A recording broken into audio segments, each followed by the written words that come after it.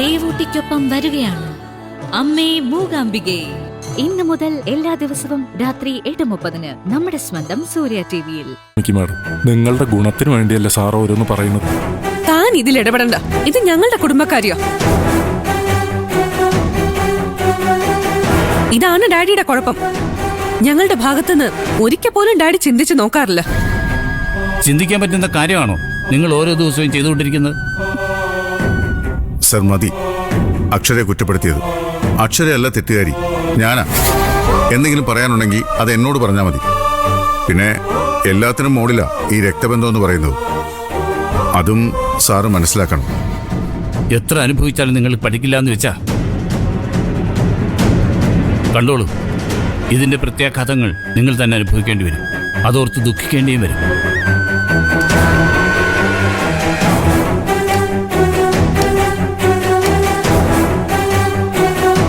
എല്ലാത്തിനും കാരണം ആ സ്വാമിയോ. അയാളെ ഓരോന്ന് ഡാഡിക്ക് ഓതി കൊടുക്കുന്നത്.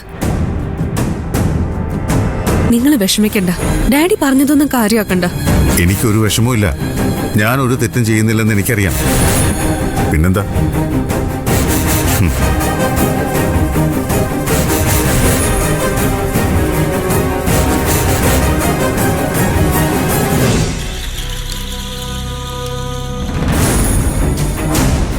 സാർ അവിടെ കൊണ്ട് നിർത്തിയത് ശരിയായില്ല. കുറച്ചുകൂടിയൊക്കെ പറയായിരുന്നു സാർ. ഞാൻ എന്ത് പറഞ്ഞാലും അവരനുസരിക്കില്ല സ്വാമി. അഹങ്കാരം, എല്ലാം അറിയാവുന്നൊരു ഭാവം അവർക്കുണ്ട്. നിരഞ്ജൻ ഡോക്ടറുടെ ഒക്കെ മാനസികാവസ്ഥ എന്താണെന്ന് ഒന്നും മനസ്സിലാവില്ല. അയാളുടെ സ്ഥാനത്ത് ആരാണെങ്കിലും ശ്രുതിമോളെ വിശാലിന്റെ അടുത്തേക്ക് വിടില്ല. ഇതിപ്പോ ഇയാളും മുൻകൈ എടുത്തു എന്നല്ല പറയണ. വളരെ വിചിത്രമായിട്ടാ എല്ലാം എനിക്ക് തോന്നണം. അനുഭവം വരുമ്പോൾ പഠിക്കും. വിശാൽ ആരാണെന്ന് എനിക്ക് നന്നായിട്ടറിയാം. തരം കിട്ടിയാൽ അവൻ ചതിക്കും. അതവർക്ക് മനസ്സിലായില്ലെങ്കിൽ കാലം അവരെ പഠിപ്പിക്കും. എനിക്ക് ശ്രുതിമോളെ കുറിച്ച് ഓർക്കുമ്പോഴാണ് സാറെ പേടി. അവൾക്ക് വലിയ ഇഷ്ടമാണ് വിശാലിന്. ആ ഇഷ്ടം കൂടിക്കൂടി വരുന്നത് അപകടമല്ല സാറേ? അപകടമാണ്. കുഞ്ഞു മനസ്സല്ലേ, രക്തം രക്തത്തോട് വേഗം ഒട്ടും സ്വാമി. എന്റെ ബലമായ സംശയം കുഞ്ഞിനെ തട്ടിയെടുക്കാനുള്ള സൂത്രമാണ് വിശാല് കാണിക്കുന്നതെന്ന്. അത് മനസ്സിലാക്കാനുള്ള ബുദ്ധി സാറിന്റെ മോൾക്കില്ല. സാറാണെങ്കിൽ അതൊട്ട് പറഞ്ഞു കൊടുക്കണമെന്നില്ല. പറഞ്ഞു കൊടുത്ത് മനസ്സിലാക്കേണ്ട കാര്യം വല്ലതുമാണോ സ്വാമി ഇത്? അല്പം ബോധമുണ്ടെങ്കിൽ അരിയാഹാരം കഴിക്കുന്ന ആർക്കും മനസ്സിലാവുന്ന കാര്യമല്ലേ അത്? സാറിന്റെ സ്വത്തിന്റെ ഏക അവകാശിയാ ശ്രുതിമോള്. ആ ശ്രുതിമോള് വിശാലിന്റെ കയ്യിൽ പോയാ എന്താണ് സംഭവിക്കാൻ പോണേന്ന് അറിയാലോ. അത് തടയണം സാറ്. സാറ് വിചാരിച്ചാലേ അത് നടക്കൂ, അല്ലെങ്കിൽ എല്ലാം നശിക്കുക.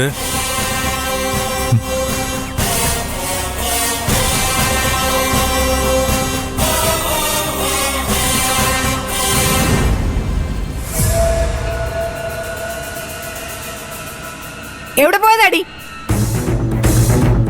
ചോദിച്ച കേട്ടില്ലേ? എവിടെ പോയതാന്ന്? എന്റെ വീട്ടില്. എന്തിനാ പോയത്? ആങ്ങളെ ഭർത്താവും കൂടി വന്നിട്ടുണ്ടായിരുന്നല്ലോ, അവരോട് ചോദിക്കേ.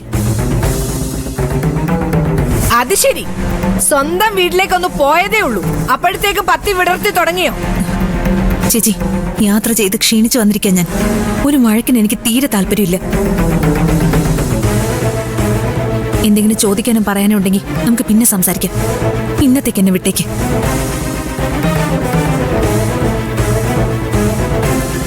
ഇവിടെ വീട്ടിലേക്കാ പോകുന്നെന്ന് അറിഞ്ഞിരുന്നെങ്കിലേ ഞാനും കൂടെ വന്നേനെയല്ലോ.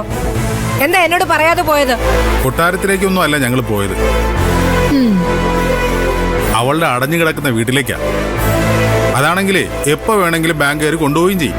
അതെന്താ, വീട് ജപ്തിയായോ? ആ, ഏതാണ്ട് അങ്ങനെയാ. ഇനി പരിശീലനം മാത്രമേ ബാക്കിയുള്ളൂ. അവക്ക് അങ്ങനെ തന്നെ വേണം. ഹോ, എന്താ വായിരുന്നു നെകളിപ്പ്. പ്രശ്നം പരിഹരിക്കാൻ പറ്റില്ലേ മോനെ? സാവകാശം തരില്ലേ അവര്? സാധ്യത കുറവാച്ചാ. ബാങ്കിന്റെ ബോർഡിന് ഒരു അപേക്ഷ കൊടുത്തു നോക്കണം. ചിലപ്പോ ഗുണമുണ്ടായേക്കാം. അങ്ങനെ ഇപ്പൊ ഗുണം ഉണ്ടാക്കണ്ട. അത് ആരെങ്കിലും കൊണ്ടുപോയിക്കോട്ടെ, നമുക്കെന്താ? അവിടെ കയ്യിലിരിപ്പിന് കിട്ടുന്ന ശിക്ഷയാ. ആരും സഹായിക്കാൻ നിൽക്കണ്ട. ഇത്രയും മോശ അവസ്ഥയിലാണ് അവളെ നടന്നെങ്കിൽ നമുക്ക് ഈ കല്യാണം പിന്നീട് നടത്തിയാൽ മതിയായിരുന്നു. പ്രേമിച്ചിക്കായിരുന്നല്ലോ തിടുക്കം. ഞാൻ അറിഞ്ഞോ ഇങ്ങനെയൊക്കെ സംഭവിക്കുമെന്ന്. എന്തായാലും കൊമ്പ് ഓരോന്നായിട്ട് അങ്ങോട്ട് ഒടിഞ്ഞു തുടങ്ങി. ആദ്യം അവിടെ അച്ഛൻ വീണു, പിന്നെ ദാ റൂബി വീണു. ഇപ്പെന്താ അവളുടെ വീടും വീണു. ഉടുതുണിക്ക് മറുതുണി ഇല്ലാത്ത അവസ്ഥയിലെത്തി അവള്. അതാ കൂടുതൽ സൂക്ഷിക്കേണ്ടത്. നഷ്ടപ്പെടാൻ ഒന്നുമില്ലാത്ത അവസ്ഥ വന്നാൽ ചിലര് മഹാ അപകടകാരികളായി മാറും. ഇവളോ? ഇനി അവളെ തല പൊക്കാനോ? അങ്ങനെ വല്ലതും ചെയ്താലേ അടിച്ചിരുത്തിക്കളാം ഞാൻ. നിങ്ങൾ വാ, ഞാൻ കഴിക്കാൻ എന്തെങ്കിലും എടുത്തു വെക്കാം. നിങ്ങളും കഴിക്കാൻ വാ.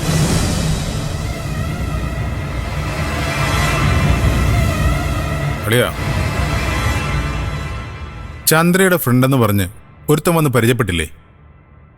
അവനെ കുറിച്ച് എന്താ കുഞ്ഞളിന്റെ അഭിപ്രായം?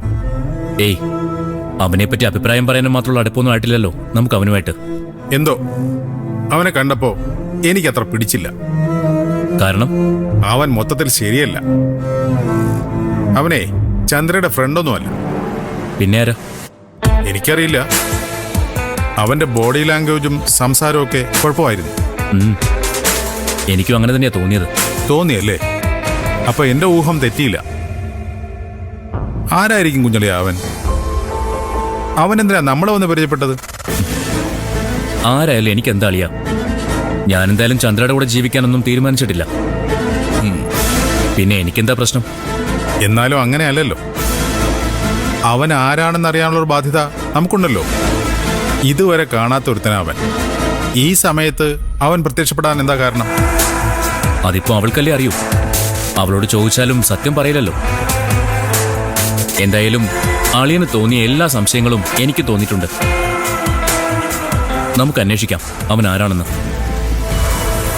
അവന്റെ ജാതകം വരെ നമുക്ക് എടുക്കാം, പോരെ? അത് മതി. നമ്മളെ അങ്ങനെ അങ്ങ് മണ്ടരാക്കാൻ പാടില്ലല്ലോ. അവൾക്ക് കൂടി വന്ന് എന്ത് ചെയ്യാൻ പറ്റും? ഈ വീട്ടിൽ ആർക്കും അവളെ ഇഷ്ടമല്ല. ഞാനാണെങ്കിൽ പിരിയാനുള്ള ഒരു കാരണം അന്വേഷിച്ച് നടക്കുക.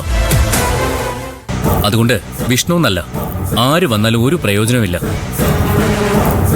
പിന്നെ അളിയൻ പറഞ്ഞതുപോലെ നമ്മൾ മണ്ടന്മാരൊന്നും ആവാൻ പാടില്ലല്ലോ. അതിനുവേണ്ടി അവന്റെ വേറെ ബോട്ട്സ് നമുക്കൊന്ന് തിരക്കാം. എനിക്കൊരു പേടിയുമില്ല. ഞാൻ തീരുമാനമെടുത്ത് കഴിഞ്ഞു. ഇനി അത് നടപ്പാക്കണം. അതിനുള്ള കാത്തിരിപ്പില്ല ഞാൻ. ഉചിതമായ സമയത്ത് ഉചിതമായ ഒരു തീരുമാനം ഉണ്ടാവും. അത് മതി. അതെ, നിങ്ങളൊക്കെ ഇവിടെ ഇരിക്കുന്നേ ഉള്ളോ? ഞാൻ എത്ര നേരമായി വിളമ്പി വെച്ചിട്ട്. വാ കുഞ്ഞളിയ വാ.